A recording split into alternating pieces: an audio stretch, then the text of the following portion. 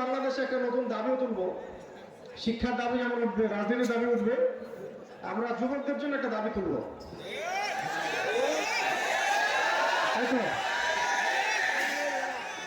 কি দাবি তুলব? কত বছর হলে ভালো হয়? হ্যাঁ, 18। ঠিক আছে, মেয়েদের 16, ছেলেদের 18। তাহলে আমরা এই দাবি সবার সামনে উত্থাপন করবো। বিয়ের ন্যূনতম বয়স হবে ছেলেদের ক্ষেত্রে 18, মেয়েদের ক্ষেত্রে 16। ইসলামিক বিধান অনুযায়ী কিন্তু এটা ঠিক আছে। ইসলামিক বিধান অনুযায়ী এটা ঠিক আছে। আমার নানির বিয়ে হয়েছিল, তার বয়স যখন 12 বছর। আমার অনেকেরই আছে, এটা আমার একার কথা।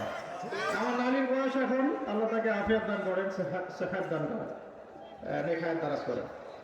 আমার নানির বয়স এখন 75 বছর। 75 বছর। বিয়ে হয়েছিল কত বছর বললাম? 12-13।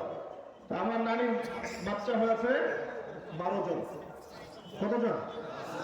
সবই নর্মাল, সিজারও করতে হয় নাই। এখন তো দেখা যায় 2টা দিলেই খালাস, 3 নম্বরে গিয়ে আর পারা যায় না। প্রথমটাই সিজার হয়।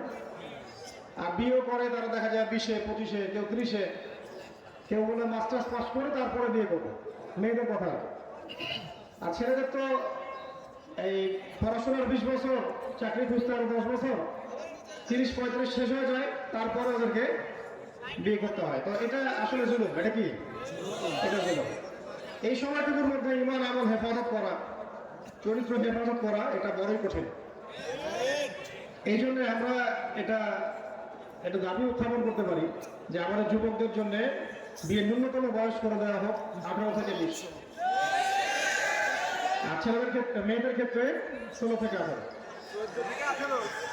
আর শোনেন, মূল কথাটা শোনেন। মূল কথা এটা না, মূল কথা হচ্ছে বিয়ের আগে পড়াশোনা শেষ করতে হবে। প্রাথমিক যে পড়াশোনা, এটা শেষ করতে হবে। কারণ এরপরে জিম্মেদারি এত বেশি হবে যে আপনি পড়াশোনার হয়তো একটা সময় নাও পেতে পারেন। ঠিক আছে? আর নিজেদের পরিবার গড়ার মতো যোগ্য একটু কর্মসংস্থানের ব্যবস্থা আপনাকে করতে হবে। মানুষের কাছে হাত পাতলে ছেলে মানুষের গায়ের ব্যক্তিত্ব থাকে না। মানুষের কাছে যেন হাত পাততে না হয়, এই জন্য কি করবেন? নিজের হালাল, ছোট হোক, হালাল একটা ব্যবসা হোক, চাকরি হোক, কিছু একটা ব্যবস্থা করবেন। কৃষিভিত্তিক অর্থনীতিও ভালো, এটাও খারাপ না। কৃষিভিত্তিক অর্থনীতি অনেক ভালো একটা উপার্জনের সোর্স। এদিক থেকে মানুষ সরে আসতেছে, এখন সবাই চাকরি করতে চায়। এটাও ভালো মানে পদ্ধতি হচ্ছে না। ব্যবসা ভালো, ব্যবসায় বরকত বেশি। কৃষিভিত্তিক অর্থনীতিও ভালো। সবাইকে চাকরি করতে হবে এটা জরুরি না। এখন মূল কথাটা শোনেন। মূল কথা হচ্ছে পরিবারের মধ্যে কোনো অবস্থাতেই অনইসলামিক কোনো দর্শনকে ঠাঁই দেওয়া যাবে না। এই দেশের মালিক আমি না, কিন্তু আমার পরিবারের তো মালিক আমি। এই দেশে ইসলাম প্রতিষ্ঠা করার ক্ষমতা হয়তো এখন আমার নাই, ব্যক্তিগতভাবে বা আমাদের নাই। আমাদের একক কোনো কর্তৃত্ব এখানে আছে নাই, কিন্তু আপনার পরিবারের উপর কর্তৃত্ব কার কর্তৃত্ব? তাই যখন আপনি পরিবার গড়বেন, তখন দিনদার ছেলে দেখে বিয়ে করবেন, আর যখন পরিবার গড়বেন, দিনদার মেয়ে দেখে বিয়ে করবেন। এর বাইরে আপনি পরিবার করতে চান না, প্রস্তাবেন, মারাত্মক রকমের প্রস্তাবেন। দ্বিতীয় কথা হচ্ছে, যখন আপনার সন্তান হবে, পরিবারের মধ্যে আপনার কর্তৃত্ব এস্টাবলিশ হয়ে যাবে, তখন আপনি পরিবারের মধ্যে নামাজকে সর্বোচ্চ গুরুত্ব দিবেন। নামাজ নয়, পরিবারের সদস্যের ভাত বন্ধ, নামাজ পড়ে না, খাওয়া দাওয়া বন্ধ। আর শুরু থেকে যদি ট্রেনিং দেওয়া হয়, তাহলে নামাজ পড়বে না এমনটা হতেও পারে না, তারা পড়বে। শুরু থেকে বাচ্চা থেকে বুনিয়াদি ইসলামী শিক্ষা দিতে হবে। মেয়েদেরকে শুরু থেকে পর্দা করাতে হবে। পরিবারের মধ্যে তালিম থাকতে হবে। কি থাকবে? তালিম থাকবে, সাপ্তাহিক তালিম থাকবে, দার্স থাকবে। পরিবারের প্রত্যেক সদস্যকে দিনের জন্য কাজ করার ফিকির করতে হবে। একটা পরিবার গড়েন, আদর্শ পরিবার, হালাল খাবে, এখানে কোনো হারাম থাকবে না। পরিবারের মধ্যে হৃদ্যতা, ভালোবাসা, মহব্বত থাকবে। আত্মীয়তার সম্পর্ক বজায় রাখবেন, ছিন্ন করবেন না। আত্মীয়তার সম্পর্ক বজায় রাখবেন, ছিন্ন করবেন না। পিতামাতার খেদমত করবেন, তাদের থেকে দোয়া নিবেন। পিতামাতাই আপনার জান্নাত, আপনার জাহান্নামের মাধ্যম। অতএব এই জিনিসগুলো যদি সত্য হয়, এর সাথে প্রতিবেশীর হকটাও ঠিকমতো আদায় করা হয়, তাহলে ব্যক্তি জীবনে ইসলাম, ইনসাফ, আমানত, আদালত এগুলো থাকবে। এগুলো যখন ঠিক থাকবে, তখন আদাব ও মুআশারা ঠিক হয়ে গেল, তখন আপনার দ্বারা সমাজের মানুষ ভালো কিছু পাবে। তখন আস্তে আস্তে আপনি বড় পরিসরে কাজ করার যোগ্যতা অর্জন করবেন ইনশাআল্লাহ। তো এখন একটা আফসোসের কথা হচ্ছে, আমরা যারা দিনের কাজও করি অনেক সময় আমাদের পরিবার ঠিক নাই, পরিবারে হারাম, পরিবারে মানে বাবা হচ্ছেন আলেম, কোনো কোনো কথা ছেলে হচ্ছে ইংলিশ মিডিয়ামে পড়ে। হ্যাঁ, এরকম অনেক পরিবার। আফসোস, আফসোস যে বাবা মুহাদ্দিস, ছেলে ধার কাছেই নয় মাদ্রাসা। এমন না হয়েছে অনেক? আফসোসের বিষয়। পরিবার, বাবা চিল্লা দিয়ে বেড়াচ্ছেন, মেয়ে দিকে পর্দায় করে না, স্ত্রী দিকে বেপর্দায় বাজার ঘাট করছে।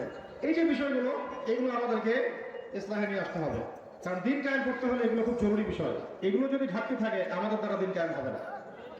আল্লাহ পাক আমাদেরকে বোঝার তৌফিক দান করেন।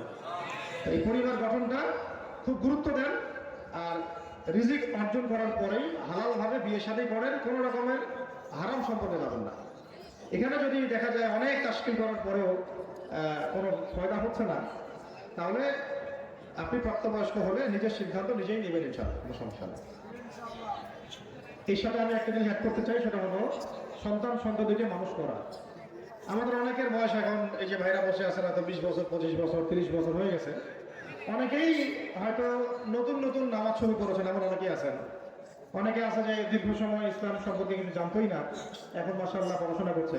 এই যে আমাদের জীবন থেকে 20 বছর চলে গেল, নষ্ট হয়ে গেল। এখন বুকে হাত দিয়ে বলেন তো, আপনি নিজেও কি চান যে আপনার সন্তানের জীবন থেকে এইভাবে 20 বছর চলে যাক? এই জন্য যখন বাচ্চা হবে তখন থেকেই বাচ্চার ফিকে আমি বাচ্চাকে কি বানাতে চাই, কিভাবে মানুষ করলে বাচ্চা এরকম আলেম হবে, এরকম দায়ী হবে, এমন মুহাদ্দিস হবে, এমন মানে বুজুর্গ হতে পারবে, এই ফয়সালা আমাকে শুরু থেকেই করতে হবে। 10 বছর 20 বছর পরে গিয়ে আপনি সিদ্ধান্ত নিলে ভুল করবেন। শুরুতেই সিদ্ধান্ত নিতে হবে, আমি আমার বাচ্চাকে একজন ভালো দায়ী বানাবো, আলেম বানাবো, বা আমি একজন বড় ডক্টর বানাবো, কিন্তু বেসিক পড়াশোনা করাবো ইসলামিক, তারপরে তাকে আমি অন্য জায়গায় নিয়ে যাবো। এই ফিকিরটা বাবা মাকে করতে হবে, কারণ সন্তান সন্ততি আল্লাহর দেওয়া আমাদের আমানত। এটা কি আমানত? এটা কিন্তু রিজিকের অংশ। রিজিক মানে শুধু চাল ডাল না, রিজিক মানে সন্তান স্ত্রী সবই। তো এই রিজিকটাকে, আল্লাহর দেওয়া রিজিককে যে তাজিম করবে, আল্লাহ পাক তাকে রিজিক বাড়ায় দেবেন।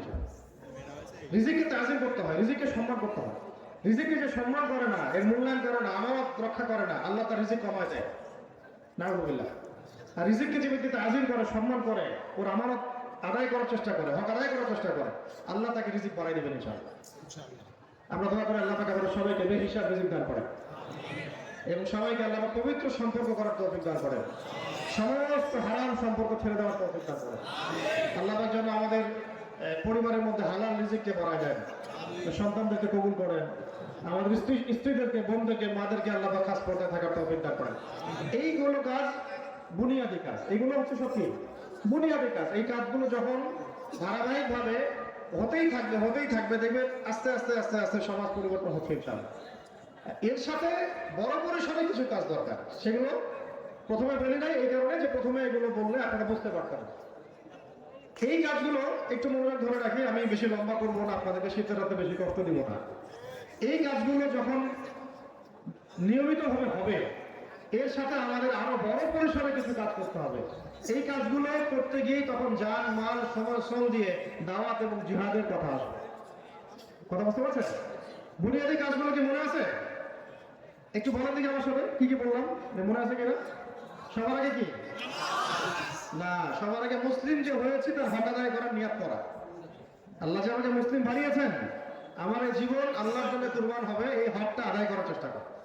আগে এই ফিকির মাথায় বসুন, আমি যে মুহাম্মদ সাল্লাল্লাহু আলাইহি ওয়াসাল্লামের উম্মত, এটা আমার মাথায় আগে বসানো, জেনে বসো।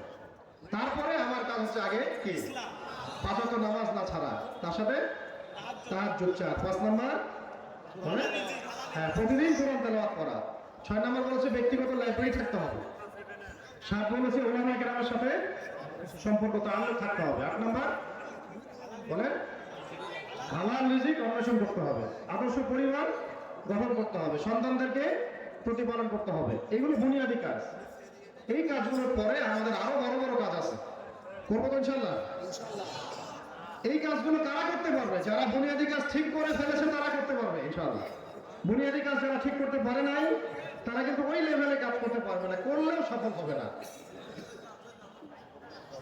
আবু বকর, ওমর, ওসমান, আলী তৈরি করতে না পারলে আপনি বদর জিততে পারবেন না। তো বুঝতে পারেন না কথা? আবু বকর, ওমর, ওসমান, আলী রাদিয়াল্লাহু আনহুম আজমাইন তাদের মতো সাহাবা ওয়ালা জিন্দেগি যাপন না করতে পারলে আমাদের হাতে বদরের ওই বিজয় আসবে না তো। বদর জিততে হলে আগে মক্কার এই সময়গুলো পার হতে হবে তো। এখন এই বড় পরিসরে কাজ করার জন্য কারা কারা রাজি আছে? যদি মাশাআল্লাহ কবুল করেন, আমিন। এখন এই কাজগুলো যারা করতে চান বুনিয়াদী কাজ ঠিক করে ফেলবেন।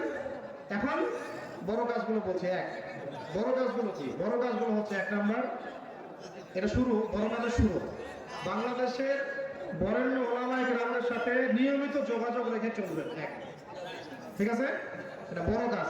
ছোট কাজের মধ্যে বলেছি ওলামায়ে কেরামের সাথে তাল্লুক রাখা, মানে আপনার মাথার উপরে একজন মুরব্বী রাখা। কিন্তু বড় পরিসরে দিন কায়েম করতে চাবেন, বাংলাদেশে যারা দিনের জন্য কাজ করছেন প্রত্যেক অঙ্গনের ওলামায়ে কেরামের সাথে বা নেতৃস্থানীয় ব্যক্তিদের সাথে সুসম্পর্ক বজায় রেখে চলবে। ঠিক আছে কথা? দুই হচ্ছে ঐক্যবদ্ধ থাকার চেষ্টা করবেন, কোন অবস্থায় বিচ্ছিন্ন হবেন না। বৃহত্তর জামায়াতগুলো থেকে বিচ্ছিন্ন হবেন না। বৃহত্তর জামায়াতগুলো থেকে বিচ্ছিন্ন হয়ে নতুন নতুন জামায়াত গঠন করবেন না। কথা বুঝতে পারছেন? সমাজটাকে বিভক্ত করবেন না, ঐক্যবদ্ধ মুসলিম সমাজের মধ্যে থাকেন। যেটা চিরায়ত কাল থেকে, যেটা আমাদের আকাবেরগণ, আসলাফগণ যে বৃহত্তর জামায়ার মধ্যে আছেন, যে আকীদা, যে আমল, যে ঈমান, যে মানহাজ, যে তরিকার মধ্যে আছেন, এটা থেকে বিচ্ছিন্ন হয়ে যাবেন না। বিচ্ছিন্ন হয়ে গেলে আপনাকে শয়তানে খেয়ে ফেলবে। ইসলামের দুশমনরা আপনাকে ব্যবহার করবে, ওদের স্বার্থে তারা আপনাকে ব্যবহার করে ওদের স্বার্থ সিদ্ধি করবে। এটা আপনি বুঝতেও পারবেন না সুকৌশলে। ঐক্যবদ্ধ থাকা। তিন নম্বর হচ্ছে এখনকার বাংলাদেশ বিনির্মাণে আমাদের আপসের যে ইখতিলাফগুলো আছে, ছোট ছোট ইখতিলাফগুলো, এগুলো নিয়ে বেশি কথা না বলা, বরং আমাদের মধ্যে যে বিষয়গুলো আমরা একমত সেই বিষয়গুলোর চর্চা বেশি বেশি করা। কিন্তু আহলে সুন্নাত ওয়াল জামায়াতের সাথে যদি উসুলগত কোনো পার্থক্য থেকে থাকে সেটাকে শুরুতে স্পষ্ট করে দেওয়া। যদি দেখা যায় আহলে সুন্নাত ওয়াল জামায়াতের সাথে কোনো উসুলগত পার্থক্য আছে কারণ, এটা শুরুতে স্পষ্ট করে দেওয়া, তাও হিকমার সাথে, প্রজ্ঞার সাথে, নম্রতা, বিনয়ের সাথে, আক্রমণাত্মক ভাবে নয়, একাডেমিক আলোচনার মধ্য দিয়ে। কারণ এখন আমাদের ঐক্যের বড় দরকার। এখন যদি আমরা ঐক্যবদ্ধ না হতে পারি, এই যত রাম বাম সেকুলার এই সমাজগুলো আছে আপনাকে খেয়ে ফেলবে। এখানে মনে করবেন না যে ইয়াজুজ পালিয়ে গেলে মাজুজ থাকবে না। এমনও হতে পারে যে এক ইয়াজুজ গিয়ে আরেক মাজুজ চলে আসে। এটা আবার সরাসরি অর্থে নিয়েন না, এটা রূপক অর্থে বলেছে। পরে আবার এটা টাইটেল বানাই দিবে, আমাদের ইউটিউবের তো অভাব নাই। এদের কারণে যে কত ক্ষতি হয় ইসলামের আল্লাহ ভালো জানে। উপকারও যেমন হয়, আবার এদের মধ্যে কিছু আছে যাদের মাথায় মগজে ঘিলু নাই, মগজ আছে কিন্তু ঘিলু নাই, কি দিতে হবে কি লিখতে হবে এগুলো বোঝা যায়। এইটুকু দিয়ে যদি দিয়ে দেয় যে অমুক অমুককে ইয়াজুজ আর মাজুজের সাথে তুলনা করলে নাম তো হাত না, বাস, তাহলে সারা বাংলাদেশে আর কোনো আলোচনা থাকবে না। এটাই আলোচনা চলবে না, 2 দিন চলবে, 2 দিন পরে আবার ঠান্ডা হয়ে যাবে। এই হচ্ছে আমাদের অবস্থা অনলাইনে। কোনো কিছু একদিনের বেশি থাকে না ভাই, কিন্তু থাকাতে হবে, রাখতে হবে। কি রাখতে হবে? যে আল্লাহর জমিনে আমরা দিন কায়েম করবো ইনশাআল্লাহ, আজ হবে কাজ। এইটা প্রতিদিন চর্চা করতে থাকতে হবে। এই জন্য এলোমেলো কন্টেন্ট আপনারা দিবেন না। এই জন্য আপনাদেরকে বলে যে সবাই রেকর্ড করবেন না, কারণ সবাই কি করবেন আমার তো এটা ধারণা নাই। অফিসিয়াল ক্যামেরাগুলো আমরা এই জন্য রেখেছি। তো যেটা বলছিলাম যে মনে করবেন না যে এক জালেম চলে গেছে বলে আরেক জালেম আপনার উপর চেপে আসবে না, এমনটা ধারণা করার কোনো কারণ নেই। এই সুযোগটা যেন আমরা না দেই, এই সুযোগটা আমরা যেন না দিই, বরং আমরা যেন ইসলামপন্থী মানুষদেরকে আমাদের মাথার উপরে নিয়ে আসতে পারি। এই চেষ্টা করে ফিকির করা, এই চেষ্টাটা ফিকিরটা করতে থাকে। কারণ আমি জানি, আপনারাও জানেন, আজকে আগামীকাল আপনি বাংলাদেশে খেলাফত কায়েম করতে পারবেন না, এটা সম্ভব না। কেন সম্ভব না? কারণ বাংলাদেশের মানুষ 90% মানুষ মুসলিম হলেও এই 90% মানুষ নামাজ শব্দ যেভাবে জানে, হুদুদ কিসাস শব্দ সেভাবে জানে না। তারা রোজা শব্দ যেভাবে জানে, তারা কিন্তু এই যে শরিয়া, ইমারা, জামাআ, তারপরে খেলাফা, এই শব্দগুলো এভাবে জানে না। এমনকি বিগত 15 বছরে তো আমরা দাওয়াতের সাথে জিহাদ শব্দ ব্যবহার করতে পারতাম না। যারাই করতো তাদেরকে ধরে ধরে নিয়ে তো জায়গার মতো সেট করতো। তারপরেও কিছু মানুষ তো মাশাআল্লাহ কথা বলেছেন, আলহামদুলিল্লাহ, তাদেরকে স্যাক্রিফাইস করতে হয়েছে। এখন তো মাশাআল্লাহ সবাই কথা বলছে, দেখি অনেক ইয়াং জেনারেশন অনেকেই খেলাফা, শরিয়া নিয়ে কথা বলছে, জিহাদের কথা বলছে, ইকামত দিনের কথা বলছে, শরিয়া বিধান প্রতিষ্ঠার কথা বলছে। মাশাআল্লাহ ভালো, এটা আরো চলতে থাক, প্রত্যেকটা মেম্বার থেকে আলোচনা চলতে থাক। 10 বছর সময় নেন প্রয়োজনে বাংলার প্রত্যেকটা মানুষের কানে যেন ইসলামী খেলাফা কায়েমের এই যে প্রত্যয়টা বদ্ধমূল হয়ে যায়। এটা একদিন হবে না। এই জন্য আমাদের কি দরকার? আমাদের দরকার ইসলাম বান্ধব একটা সরকার দরকার। এখন আমাদের কি দরকার? ইসলাম বান্ধব একটা সরকার ব্যবস্থা দরকার, যেখানে ইসলাম পন্থীদের একটা শক্তিশালী ভূমিকা থাকবে। এই ফু দিয়ে উড়াই দিবে এমন যেন করতে না পারে। যখনই জুলুম তখনই প্রতিবাদ হবে, যে জুলুম করবে প্রতিবাদ করতে হবে, এবং এটা ঐক্যবদ্ধভাবে করতে হবে। ঠিক আছে? যত রাম, যত বাম, যত এই যে সোকল প্রগতিশীল সুশীল যারা ইসলামের বিরুদ্ধে কথা দিয়ে, কলম দিয়ে, সংগঠন দিয়ে যুদ্ধ করছে, এদের সাথে আমাদেরকেও আদর্শ দিয়ে, কথা দিয়ে, কলম দিয়ে, সংগঠন দিয়ে যুদ্ধ করতে হবে। মানে যে যে ভাষায় কথা বলবে, যে যে ভাষায় ইসলামের বিরোধিতা করবে, সেই ভাষায় জবাব দিব ইনশাআল্লাহ। ওরা যদি কলম দিয়ে লিখে, আপনি কলম দিয়ে লিখবেন। ওরা যদি মুখ দিয়ে বলে, আমরা মুখ দিয়ে বলবো। ওরা যদি সংগঠন দিয়ে প্রতিবাদ করে ইসলামের বিরুদ্ধে দাঁড়ায়, আমরা সংগঠিতভাবে ইসলামের পক্ষে দাঁড়াবো ইনশাআল্লাহ। ওরা যদি লাঠিসোঁটা নিয়ে মাঠে নামে ইসলামের বিরুদ্ধে, আমরাও নামবো ইনশাআল্লাহ। যে ভাষায় কথা বলবে সেই ভাষায় উত্তর হবে ইনশাআল্লাহ। আমাদের এখন দরকার একটা ইসলাম বান্ধব সরকার। এটার জন্য আপনারা সবাই ফিকির করবেন। এটা একজন মানুষের ফিকির না। এখন কিন্তু জিম্মেদারি আপনার কাছে চলে আসছে। এখন কিন্তু জিম্মেদারি শুধু একজন দুজন মানুষের না, উম্মাহকে এগিয়ে নেওয়ার জিম্মেদারি এখন সবার কাছে চলে আসছে। তারপরে যদি পিছায় পড়েন, আমাদেরকে একেবারে মই দিয়ে গাছের উপর উঠায় দেন, তারপর মই টেনে নিয়ে চলে যান, তাহলে আপনারা হবেন গাদ্দার। এই কাজ করতে চান না। বিগত সময়গুলোতে এমন কাজ অনেক হয়েছে। ওলামা কিরামদেরকে, দায়ীদেরকে, ইসলামী সংগঠনদেরকে মই দিয়ে গাছে উঠায় দেওয়া হয়েছে। তারপর যখন দেখছে বিপদ, মই টেনে নিয়ে তো পরে সাতপা চত্বরে মরলো ওলামা কিরাম। শহীদ হলেন কারা? রক্ত দিলেন কারা? ওলামা কিরাম, তালেবে ইলম। মই তো টান দিয়ে চলে গেছেন তখন আপনারা। এমন লোক ছিল না তখন? ছিল। ভিতরে অনেক গাদ্দার ছিল, আপনারা তো জানেন তো অনেক। ভিতরে অনেক গাদ্দার ছিল, এখনো আছে। আপনি কি মনে করছেন এখন নাই? এখন রূপ বদলায়, ভিতরে ঢুকে গেছে অনেকে। ভেষ বদল করে ভিতরে সবাই ঢুকে গেছে অনেকে। খুব সতর্ক দৃষ্টিতে পা চলতে হবে। গত জুমার খুতবাটা শুনে নিন, বাইতুল মুকাররমে। গত জুমার খুতবাটা শুনে নিন। দেশ এখন মারাত্মক স্পর্শকাতর একটা অবস্থায় আছে। এখন যদি আমরা সিদ্ধান্ত নিতে ভুল করি, ইসলামপন্থীর ঐক্যবদ্ধ থাকতে ভুল করি, একে অপরের সাথে আবার সেই কাদা ছড়াছড়ি শুরু করি, আমরা কিন্তু পড়ে যাবো। এখন এবার পড়ে গেলে আরো 20 বছর উঠতে পারবো কিনা সন্দেহ আছে। আমাদের শত্রুদেরকে চিনতে হবে। যত রাম আছে সব কিন্তু আমাদের শত্রু। এখন যত বামপন্থী সবাই কিন্তু আমাদের বিরুদ্ধে দাঁড়ায় আছে। এখন যত ভারতীয় দালাল এবং এজেন্টরা আছে সব কিন্তু আমাদের বিরুদ্ধে দাঁড়ায় আছে। চতুর্দিক থেকে আমাদেরকে ভারত ঘিরে রাখছে। এই মাদক দিয়ে, সিনেমার ব্যবসা করে, দেশ থেকে রেমিটেন্স নিয়ে আরো কত দিক থেকে আমাদেরকে আক্রমণ করতেছে। তো এগুলো চিনতে হবে, আগেই শুরুতেই চিনতে হবে। এবং তাদের কোনো দালালকে এই বাংলার জমিনে স্থান দেওয়া যাবে না, কোনো অবস্থাতেই দেওয়া যাবে না। তাওহীদপন্থী মানুষদেরকে নিয়ে ঐক্যবদ্ধভাবে সামনে যাবো ইনশাআল্লাহ। এখানে নিজে নিজে কোনো পদক্ষেপ নিতে যাবেন না, ওলামা কিরামদের সাথে মাশওয়ারা করে তারপর পদক্ষেপ নেবেন। এই জায়গাটাতেও খেয়াল রাখবেন, ইয়াং ভাইরা, তরুণরা হুটহাট করে আবেগে কোনো কাজ করতে চলে যাবেন না। মাশওয়ারা করবেন ওলামা কিরামদের সাথে, কি করলে ভালো হয়, কি পদক্ষেপ নিলে ভালো হয়, কিভাবে আগানো যায়, এইভাবে ফিকির করবেন। এটা আল্লাহ শুকরিয়া যে মাশাআল্লাহ এখন বাংলাদেশের বিভিন্ন জায়গায়, প্রত্যেকটা জায়গাতেই ওলামা কিরামদের, আমাদের ইসলামপন্থী রাজনৈতিক দলগুলোর সবার একটা ব্যাপক পদচারণা আছে আলহামদুলিল্লাহ। এখন মাঠটা রেডি করতে থাকেন, যাতে আগামী অন্তত 5-10 বছর আমরা পুরো বাংলাদেশে খিলাফা প্রতিষ্ঠার দাওয়াতটাকে বেগবান করতে পারি। তারপরে ইনশাআল্লাহ দেখা যাবে আসল খেলা কাকে বলে। বাংলার জমিনে আমরা আল্লাহর আইন প্রতিষ্ঠা করেই ছাড়বো ইনশাআল্লাহ। যে ভাষায় তারা প্রতিবাদ করবে ওই ভাষায় আমরাও কথা বলবো ইনশাআল্লাহ। ভাষা এখন আমাদেরকে চিহ্নিত করতে হবে কোন ভাষায় কথা বলতে হয়। ওরা যদি আক্রমণাত্মক ভাষায় কথা বলে, আমরা এখানে নমনমা করতে যাবো না। হ্যাঁ, ওরা যদি বিনয়ের সাথে কথা বলে, আমরা বলবো আসেন চেয়ারে বসেন কথা বলে, টেবিলে বসেন কথা বলে। আপনি আক্রমণ করবেন আর আমরা আপনাদেরকে তেল মারবো, এই দিন শেষ হয়ে গেছে। এই দিন শেষ। আল্লাহ পাক আমাদের সবাইকে কথাগুলো বোঝার তৌফিক দান করেন। এখন এই দিন বড় পরিসরে কায়েম করতে গেলে ভাই ঐক্য ধরে রাখার কোনো বিকল্প নাই। এখানে আমাদের উসুলগত কিছু পার্থক্য থাকলে আগেই আমরা এটা ক্লিয়ার করে নিব। নেতৃস্থানীয় ব্যক্তিবর্গ বসবে, তারা এটাকে ইসলাহ করবে, সুরাহা করবে। আপনারা যারা অনুসারী তারা আগে আগ বাড়িয়ে বাড়াবাড়ি করবেন না। বিশেষ করে অনলাইনে, ফেসবুক, ইউটিউবে এগুলো নিয়ে লেখালেখি করতে যাবেন। এইগুলো কোনো ফায়দা হয় না, বরং ফেতনা আরো বাড়তে থাকে। বরং যারা এখানে পলিসি মেকার তারা বসে কথা বলবে, তখন দেখবেন দূরত্ব কমে আসছে। চেষ্টা করতে হবে দূরত্ব কমিয়ে নিয়ে আসার জন্য। না আমরা শৈথিল্যতাবাদী হবো, আর না আমরা কোন উগ্রপন্থা অবলম্বন করবো। আমরা মধ্যমপন্থী থাকবো, হিকমা পন্থার সাথে দিন কায়েমের দিকে এগিয়ে যাবো। এখন তরুণ ভাইদের এখানে দায়িত্ব আছে না? ওই বুনিয়াদী কাজগুলো আপনাদের আগে করতে হবে, তাড়াতাড়ি করতে হবে, দ্রুত। নিজেকে পরিবর্তন করার সময় নেন 3 মাস, 3 মাসে পরিবর্তন করে ফেলেন। 40 দিন টাইম নেন, 40 দিনের মধ্যে আমি আমাকে পরিবর্তন করে ফেলবো। করা যাবে না?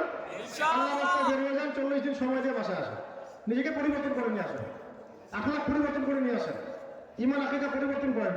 পরিবর্তন বলতে বোঝাচ্ছি ভিত্তি শক্ত করেন, বিশুদ্ধ করেন, ঈমান আকীদা বিশুদ্ধ করেন, আমল বাড়ান, রিজিকটাকে হালাল করে নেন, পরিবারগুলো গঠন করে ফেলেন। দেরি করার দরকার নাই এখন। তারপরে ইলমের চর্চা করে ওলামায়ে কেরামের সাথে থাকেন, যেটা নির্দেশনা আসবে সেভাবে আপনারা সামনের দিকে আগান। আল্লাহ পাক আমাদের সবাইকে সমস্ত ফিতনা মোকাবেলা করার তৌফিক দান করেন। এখন আমাদের কিন্তু ফিতনা শুধুমাত্র এই বাংলাদেশেই নাই, পার্শ্ববর্তী দেশ থেকে আসবে। ওইদিকে মিয়ানমার পেতে বসে আছে, এদিকে এই রামমান সেকুলার ইসকন সব কিন্তু একেবারে মুখিয়ে আছে কখন একটা ফিতনা সৃষ্টি করবে। এছাড়া হ্যাঁ, ওদের তো এজেন্ডা হচ্ছে অখণ্ড ভারত, নাকি? ভালো, কোনো সমস্যা নাই। আমাদেরও এজেন্ডা অখণ্ড ভারত। কারণ কি জানেন? আমরা হচ্ছে অখণ্ড ভারত ইসলাম কায়েম করবেন, চল, কোনো সমস্যা নাই। আমাদেরও এজেন্ডা একই। ওরা যদি চায় অখণ্ড ভারত প্রতিষ্ঠা করতে, আমরাও অখণ্ড ভারত প্রতিষ্ঠা করবেন, চল। তবে তোমরা চাচ্ছ কিসে? জয়শ্রী নামের অখণ্ড ভারত, আর আমরা হচ্ছে লা ইলাহা ইল্লাল্লাহের অখণ্ড ভারত, চল। এবং সেটা হবেও, এবং এটা যে হবেও এটার ইঙ্গিত ইশারা হাদিসে পাওয়া যায়। ওইটা আজকে আলোচনা করতেছে না। ইঙ্গিত ইশারা একটা হাদিসে পাওয়া যায় যে ইনশাআল্লাহ তাআলা শুধু অখণ্ড ভারত না, একটা কাঁচা বাড়ি, একটা পাকা বাড়ি বাদ থাকবে না রাসূলের ভাষায়, যেখানে ইসলামের কালিমা লা ইলাহা ইল্লাল্লাহ প্রবেশ করবে না ইনশাআল্লাহ। তবে এর কেন্দ্র হবে জেরুজালেম। কোন জায়গা? জেরুজালেমে তো আমাদের ভাইরা মাশাআল্লাহ জিহাদের ময়দানে আছেই। খোরাসানে তো আমাদের ভাইরা জিহাদের ময়দানে ছিল, এটাকে আমেরিকাকে পিটিয়ে বের করছেই। এখন তোমাদের পালা, আস্তে আস্তে তোমাদের দিকেও ইতিহাস আসবে ইনশাআল্লাহ। অপেক্ষা করতে থাকবে। ফান্তাজিরু ওয়া ইন্না মাআকুম মিনাল মুনতাজিরিন। কোনো সমস্যা নেই, এগুলো যত বাড়তে থাকবে সুসংবাদ গ্রহণ করবেন যে সময় কাছাকাছি আসতেছে ইনশাআল্লাহ। এখন এর সাথে বাংলাদেশের ভিতরে অনেক সমস্যা ছড়িয়ে দিচ্ছে। বহু সুদী এনজিও, যত কাদিয়ানি মতবাদ, যত রকমের এই যে এলজিবিটিকিউ এর কথা বলেন, আরো কি কি জানি ছাড়ছে এখন, ট্রান্সজেন্ডার, এই জিনিসগুলো আপনাদেরকে মোকাবেলা করতে হবে। ওইখানে ভাইরা তাদের মতো করে প্রতিবাদ করছে, এইখানকার ভাইরা তাদের মতো করে প্রতিবাদ করছে। আমরা আছি এখন বাংলাদেশে। এবার আমাদের ওই ভাইদের জন্য অস্ত্র বিসর্জনের চাইতে বেশি গুরুত্বপূর্ণ হচ্ছে আমার দেশটাকে সংস্কার করা। আমরা কাঁদবো তাদের জন্য, দোয়া করবো তাদের জন্য, সব ঠিক আছে, কিন্তু এটা করেই আমি পার পেয়ে যাবো না। দুই ফোঁটা চোখের পানি ফেললেই আমার দায়িত্ব শেষ হয়ে যাবে না। আল্লাহ আমাকে আপনাকে এই দেশে জন্ম দিয়েছেন, এখানে কাজ করতে বলেছেন। আমার জন্য তো এখন ওইখানে গিয়ে জিহাদ করা এত সহজ না। সহজ? এত সহজে আপনি ওখানে কাজ করতে পারবেন না। বাংলাদেশে আপনি আছেন, এখন এখানে তো আপনার কাজ আছে। এখানে এলজিবিটি দূর করার জন্য আমাদের কাজ আছে, এখানে কাদিয়ানীদেরকে ঠেকানোর পিছনে আমাদের কাজ আছে, এখানে আর কি এই সুদী এনজিওগুলোর পিছনে আমাদের কাজ আছে, এখানে আমাদের যত যে বামপন্থী যে ইসলামের বুদ্ধিজীবীরা, ইসলাম বিরোধী বুদ্ধিজীবী যেগুলো আছে, ইসলাম বিরোধী যারা ইসলামের বিরুদ্ধে কলাম লিখে যাচ্ছে, এদের বিরুদ্ধে আমাদের কাজ আছে। এই যে যারা ইসলামটাকে উগ্রবাদী ধর্ম হিসেবে প্রতিষ্ঠা করতে চায়, এদের বিরুদ্ধে আমাদের কাজ আছে। এই যে ব্রেইল স্টার, প্রথম আলো যা শুরু করছে, এদের বিরুদ্ধে আমাদের কাজ আছে। আমাদের কাজ আছে এই জমিনে। এই জমিনে আমাদের কাজগুলো স্কিপ করে এড়িয়ে গিয়ে আমরা কিন্তু আবার চোখের পানি ফেলে পারবো না। আল্লাহ পাক আমাদেরকে বোঝার তৌফিক দান করেন। আমাদের খুব আবেগ কাজ করে, আমাদের ভাইরা ওখানে মারা যাচ্ছে। কই আমরা যখন হাজার হাজার মানুষ, হাজার হাজার ওলামায়ে কেরাম আয়না ঘরে পচে মরতেছিল, তখন তো চোখের মধ্যে পানি আসে না। এখনো হাজার হাজার ওলামায়ে কেরামদের কাঁধে 10টা-20টা করে মামলা আছে, কই এদের জন্য তো কোনো ফিকির করতেছেন না। তো এইসব আবেগ দিয়ে কিন্তু দিন থাকে। নিজের ঘরের পাশে তো আগুন, এটা নিভা লাগে। আল্লাহ পাক আমাদেরকে কথা বলে বোঝার তৌফিক দান করেন। এখন শত্রু থেকে চিনতে শিখেন, মূল শত্রু থেকে চিনতে শিখেন। এরপরেও বৈশ্বিক প্রেক্ষাপটে আবার এই পশ্চিমরা আমাদের দিকে তেড়ে আসবে। যত আপনার ইসলামকে মহব্বত করবেন, ভালোবাসবেন, ইসলামের দিকে আসতে থাকবেন, শরিয়া ইমানের কথা বলতে থাকবেন, তত ওরা আপনার দিকে চেপে ধরবে। কিন্তু একটা কথা মনে রাখবেন, যার সাথে আল্লাহ আছেন তাকে কেউ চেপে ধরতে পারবে না। চেষ্টা করে যাবে, পারছিল কি? তারা তো 100 বছর থেকে চেষ্টা করতেছে, আসলে কি পেরেছে? কালিমা মিটে যেতে পারছে কি? তারা কি ইসলাম পন্থীদের সংখ্যা কমাইতে পারছে?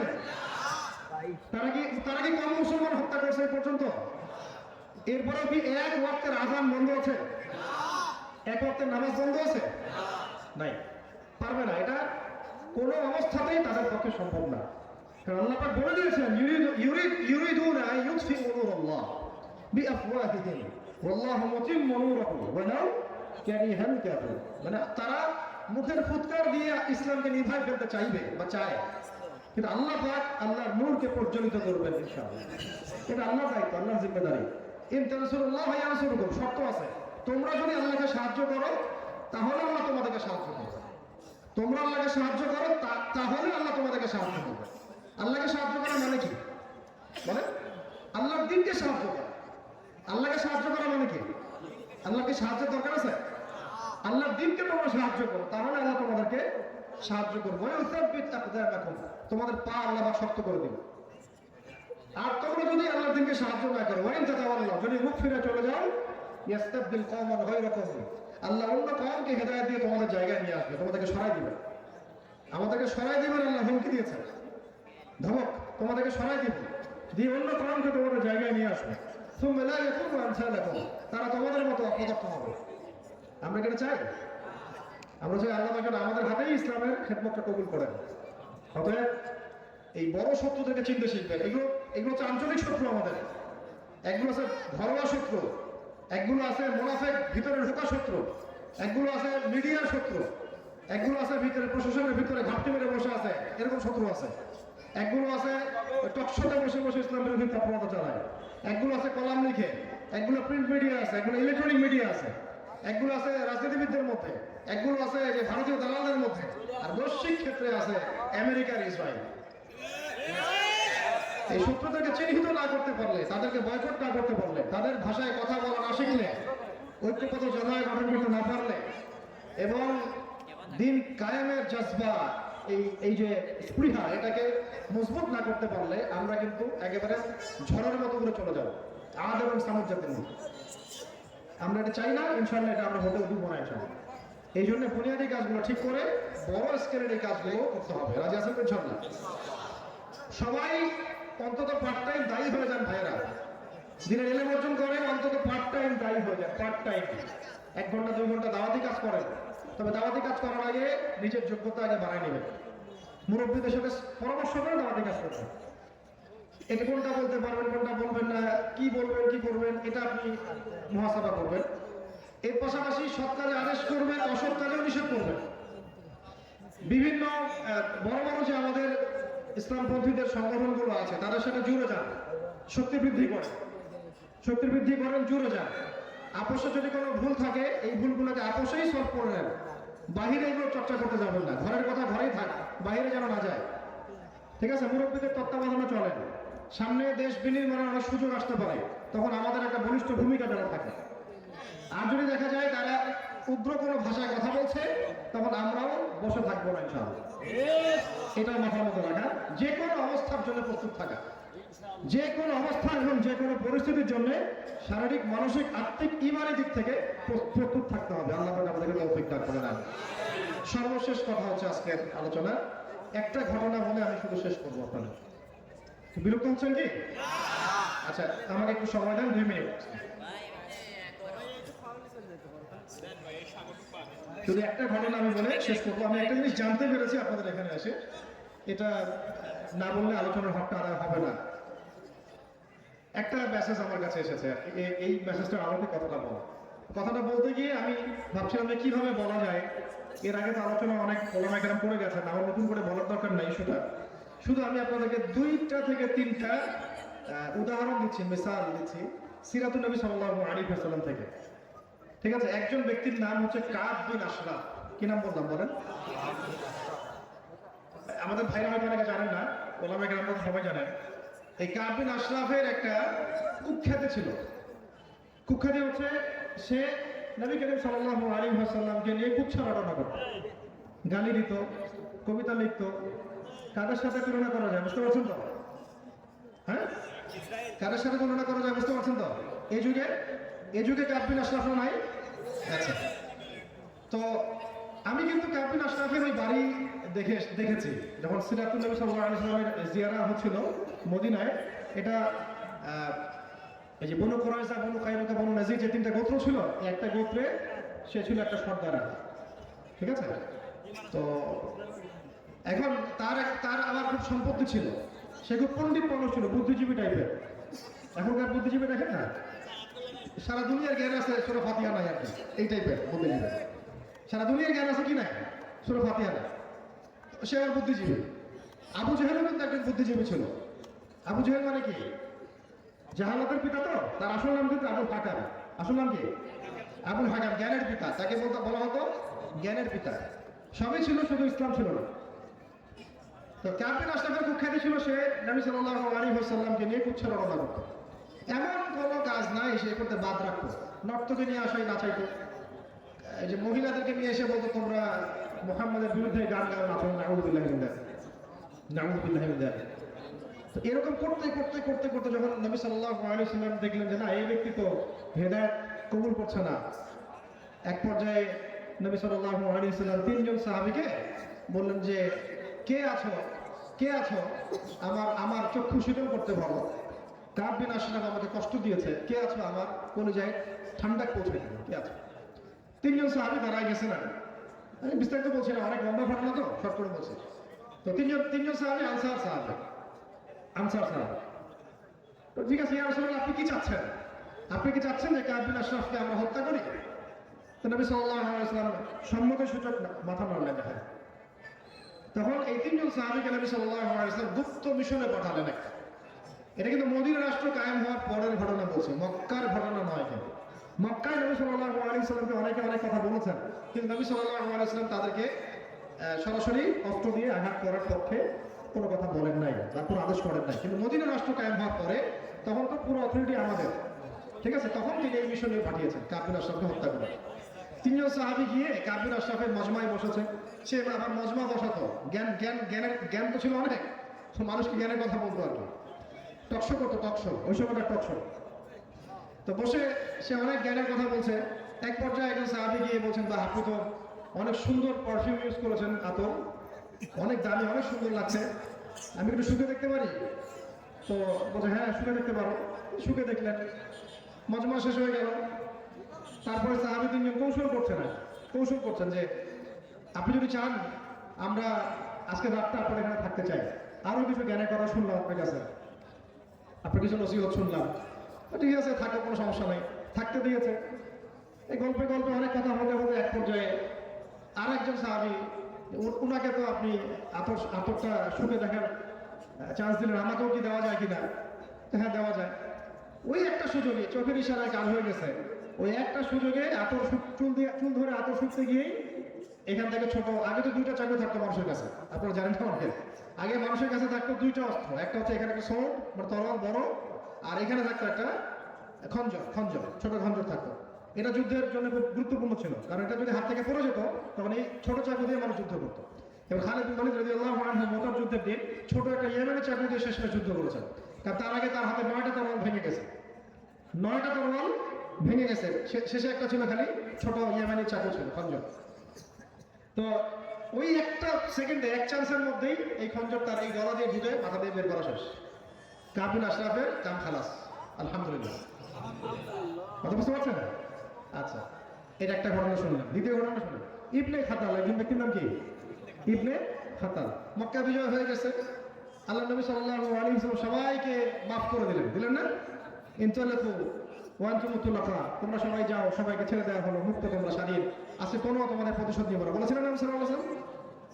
নবী সাল্লাল্লাহু আলাইহি ওয়াসাল্লাম কিন্তু বলেছিলেন যে লা তাসীবু আলাইকুমুল ইয়াওম, তোমাদের উপর আমার কোনো আজকে অভিযোগ নাই, যাও।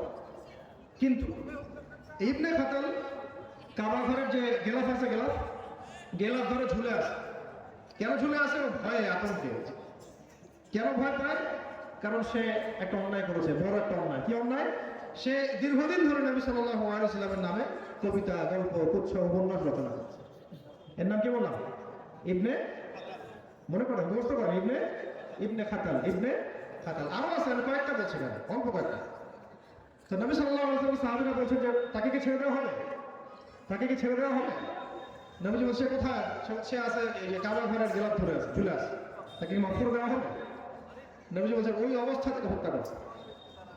সুবহানাল্লাহ। ওই অবস্থায় এমনি কি হারাম এলাকায় মানুষ হত্যা করা যায়? বলেন, নিষেধ না? নিষেধ। তো ওকে ওখান থেকে বের করে নিয়ে এসে হত্যা করা হয়। কাবা ঘর গেলার ধরে ঝুলে থাকার পরেও সে ক্ষমা পেল না, তাকে হারাম এলাকার বাইরে নিয়ে গিয়ে হত্যা করা হয়েছে। ওই অবস্থাতে গণক্ষমা করার পরেও তাকে কি করা হয়েছে? এরকম আরো একজন দাসী ছিল, মেয়ে, ওকেও হত্যা করা হয়েছে। এর আগে আরো একজন ইহুদি ছিল, তাকেও হত্যা করা হয়েছে। আরো একজন ছিল যে নবী সাল্লাল্লাহু আলাইহি ওয়াসাল্লাম স্ত্রীদেরকে নিয়ে বাজে মন্তব্য করেছিল, তাকেও হত্যা করা হয়েছে। এরকম সিরাত ঘাটলে আপনারা মোটামুটি 5 থেকে 6 জন পাবেন। এই ব্যক্তিদেরকে আমরা বলি শাতেমে রাসূল। কি বলি?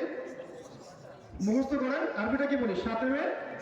যারা রাসূল সাল্লাল্লাহু আলাইহি সাল্লামকে গালি দেয়, ব্যঙ্গ করে, বিদ্রূপ করে, বা তার মানহানি করে, বা তার সাহাবীদের মানহানি করে, বা তার স্ত্রীদের উপরে আজে বাজে কথা বলে। এখন আমাকে আপনারা বলেন তো যে এই শাতেমে রাসূলরা, সিরাতের এই শাতেমে রাসূলরা বর্তমান বিশ্বে আছে না নাই? আছে। আপনাদের দেশে আছে না নাই? আছে। এখন তো আমরা ওই ক্ষমতার মালিক না যে তাদেরকে সরাসরি হত্যা করতে পারতেছি। আমাদের হাতে তো ওই ক্ষমতাটা নাই। আছে? কারণ প্রশাসনিক ক্ষমতা আমাদের হাতে নাই, রাষ্ট্রীয় ক্ষমতা আমাদের হাতে নাই। তারপরেও অনেক ওলামায়ে কেরামের ফতোয়া আছে, কেউ যদি এটা করেও ফেলে তাকে আমরা দোষী বলতে পারবো না। কি বলতে পারবো না? দোষী বলতে পারবো না। এখন কথা হচ্ছে এই পুরো জিম্মাদারিটা কার উপর বর্তায়? তাহলে এখন পুরো জিম্মাদারি কার উপর বর্তায় এই কাজগুলো করার? নিঃসন্দেহে সরকারের উপরে, প্রশাসনের উপরে বর্তায় কিনা? কারণ আমরা তো আওয়াম, সাধারণ মানুষ, আমরা তো রাষ্ট্রপ্রধান নয়, আমরা তো প্রশাসনিক কর্মকর্তাও নয়। কিন্তু এগুলো যেহেতু আমরা জানি, আপনাদেরকে জানিয়ে দেওয়াটা আমাদের কি কর্তব্য, বাস বাকিটা আপনারা বুঝবেন। কিন্তু আমার আলোচনার ইশারা আর একটা জায়গা, এখানে কোন অপরাধে তাদেরকে হত্যা করা হলো? বলেন। রাসূলকে গালি দেওয়ার কারণে, রাসূলকে গালি দেওয়ার কারণে সাল্লাল্লাহু আলাইহি ওয়াসাল্লাম। এখন আমরা যারা রাসূলের উম্মত হয়েও রাসূলের সুন্নাত অনুসরণ করি না, আমাদের কি পরিণতি হতে পারে? ভাবার বিষয় আছে না নাই? আমরা তো রাসূলকে মহব্বতের দাবি করি না? মহব্বতের দাবি করি, তার জন্য জীবন দেওয়ার দাবি করি। কিন্তু এখনো যে আমার চেহারায় দাঁড়িয়ে আসে নাই, এখন আমার যে এখনো লেবাস পোশাক ঠিক হচ্ছে না, আমার যে নামাজ এখনো ঠিক হচ্ছে না, সুন্নতের ইত্তেবা যে আমার মধ্যে এখনো আসছে না, তাহলে কি আমি কি ক্ষতির থেকে মুক্ত আছি না ক্ষতির মধ্যে আছি? বলেন, আপনারা বলেন, এখন ক্ষতির মধ্যে আছেন না? এখন রাসূলকে গালি দেওয়াটা তো বিশাল বড় অপরাধ, তার জন্য মৃত্যুদণ্ড দেওয়া হলো। কিন্তু রাসূলের উম্মত হওয়ার পরেও যদি আমার উপরে সুন্নাত না আসে, আমি কত বড় অপরাধী? আমি কি কম বড় অপরাধী? এটা একটা কথা। আরেকটা কথা, শেষ কথা, সেটা হচ্ছে রাসূলকে গালি দেওয়ার কারণে যদি মৃত্যুদণ্ড দেওয়া হয়, তাহলে রাসূল সাল্লাল্লাহু আলাইহি ওয়াসাল্লামের পরে যদি কেউ নবুয়ত দাবি করে, তাকে কি দণ্ড দেওয়া হবে? বলেন। এই যে 4-5 জনের কথা বললাম যাদেরকে হত্যা করা হয়েছে, তারা কি নিজেকে নবী দাবি করেছিলেন? তারা কি বলেছিলেন যে আমিও নবী, মুহাম্মাদও নবী, আমিও নবী, এমন বলেছিলেন সাল্লাল্লাহু আলাইহি ওয়াসাল্লাম? বা মুহাম্মদ নবী নয়, আমি নবী, এমন কথা বলেছিলেন? বা মুহাম্মাদের পরে আরো নবী আসতে পারে, আমরাও তাদের অন্তর্ভুক্ত, এমন কথা বলেছিলেন? শুধু নবীকে গালি দিয়েছেন, মৃত্যুদণ্ড খেয়েছে। এখন কোনটা বেশি বড়, কোনটা বড় অপরাধ? রাসূলকে গালি দেওয়া নাকি রাসূলকে গালি না দিয়ে নিজেকে উল্টা নবী দাবি করা? কোনটাকে বড় অপরাধ মনে হয়? বিবেক দিয়ে, দিল দিয়ে, বিবেক দিয়ে বুঝেন, জেহান দিয়ে বুঝেন। একজন নবীকে গালি দিয়েছে, আর একজন গালি দেয় নাই, নিজেকেই নবী দাবি করেছে। কোনটা নবীকে বড়, কোনটা নবীকে বড় তহমত? এই দুটোর মধ্যে কোনটা নবীর প্রতি বড় তহমত? এইটা যদি বুঝে থাকেন, তাহলে কাদেরই মতামত নিয়ে কথা বলার আমাদের কোনো দরকার নেই। এই লাইনটুকু বুঝে থাকেন, তার বিস্তারিত কোনো কথা বলারই কোনো দরকার নেই। কোনটা বড় অপরাধ? নবীকে গালি দিয়েছে, মৃত্যুদণ্ড শাস্তি ভোগ করেছে। আর পক্ষান্তরে দেখা যাচ্ছে গালি দেওয়াটা অনেক ছোট বিষয় এখন এইটার তুলনায়। সে নিজেই নবী দাবি করছে, নবী সাল্লাল্লাহু আলাইহি ওয়াসাল্লামের রিসালাত নিয়ে প্রশ্ন তুলছে, তিনি খাতামুন নবীন এটা নিয়ে প্রশ্ন তুলছে, তার দ্বারা শরীয়ত পূর্ণ হয়ে গেছে এটা নিয়ে প্রশ্ন করা হচ্ছে। একবার বলছে সে নিজেই মাহদী, একবার বলছে সে নিজেই ঈসা, আবার একবার বলছে সে দুটাই। তো এইটা আমাদের সমাজ এইভাবে কিভাবে মেনে নিচ্ছে এটা আমাদের আসলে বুঝে ধরে না। কিভাবে এই সহজ সরল মানুষগুলো তাদের ফাঁদে পড়ে যাচ্ছে, ধর্মান্তরিত হচ্ছে, ইমান বিক্রি করে ফেলছে, তাদের সাথে ব্যবসা বাণিজ্য করছে, তাদের পণ্যগুলো ব্যবহার করছে, কিভাবে আমরা গায়রোথীনতার পরিচয় দিচ্ছি আমরা আসলে বুঝতে পারছি। এমনকি আমরা যে বাথরুমে বসে ইস্তেঞ্জা করছি সেখানেও দেখা যাচ্ছে ওদের কোম্পানির জিনিস দিয়ে আমাদের ইস্তেঞ্জা করতে হচ্ছে। তাহলে আমরা সত্যি কি আশাকে রসুল ভুলে ফেলেছি? আমি এই বিষয় নিয়ে কথা বলার মতো রুচি আমার নাই, কারণ এটা রুচি মতে বাধে আমাদের তাদেরকে নিয়ে কথা বলতে। কিন্তু আমি আপনাকে একটা উসুল ধরাই দিলাম, নবীর সাথেন যারা তাদের যদি এই পরিণতি হয়, তাহলে যারা নবীর সাথেন না উল্টা নবুয়ত দাবি করছে তাদের কি পরিণত হতে পারে, কি করা উচিত তাদের সাথে, আর আমরা কি করছি এটা ভাবার বোঝার জন্য আপনাদের উপরেই আমি ছেড়ে দিলাম। আল্লাহ পাক আমাদেরকে বোঝার তৌফিক দান করেন। আজকের মতো আমরা এখানে শেষ করছি ইনশাআল্লাহ, রাত অনেক গভীর হয়ে গেছে, দোয়া হবে ইনশাআল্লাহ। আপনারা সবাই বসেন। আকুলু কওলি হাযা আস্তাগফিরুল্লাহ লি ওয়া লাকুম ওয়া লিসাইরিল মুসলিমিন। বারাকাল্লাহু লানা ওয়া লাকুম বিল আয়াতিল হাকীম।